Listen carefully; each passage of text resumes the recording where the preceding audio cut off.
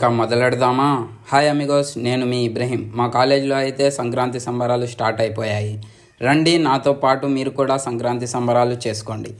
డ్యాన్సులు, ముగ్గులు పోటీలు, పతంగులు ఎగురవేయడాలు చాలానే జరిగాయి. ఇక్కడ చూడండి, భోగి మంటల కోసం తాత సిద్ధం చేస్తున్నాడు. సంక్రాంతి అంటేనే సెలవులు వస్తాయని అదో ఆనందం. అసైన్మెంట్లు మర్చిపోవడానికి కూడా ఇది ఒక మంచి అవకాశం. మా కాలేజ్లోని అప్సరసల్ని అందరినీ ఒక చోటికి తీసుకొని వచ్చి మీలోని ఆర్టిస్ట్ని బయటికి తీయండి అని ఒక చోట అయితే పడేశారు.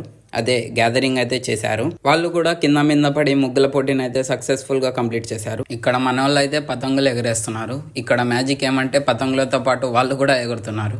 ఇది ఇలా ఉంటే మా హెచ్ఓడి సార్ అయితే ఎడ్ల బండి మీద అయితే ఎంజాయ్ చేస్తున్నాడు. నిజానికి ఎడ్ల బండి మీద వస్తుంటే సూపర్గా ఉంటది. మన సంక్రాంతి సంబరాలు మరింత జోష్గా మజాగా జరుగుతున్నాయి. ఇవి మనకెంతో మంచి జ్ఞాపకాలని అందిస్తాయి. ఇప్పుడు భోగి మంటలు అయితే స్టార్ట్ అవ్వబోతున్నాయి. కాలేజ్ మొత్తం సంక్రాంతి సంబరాల్లో మునిగిపోయారు.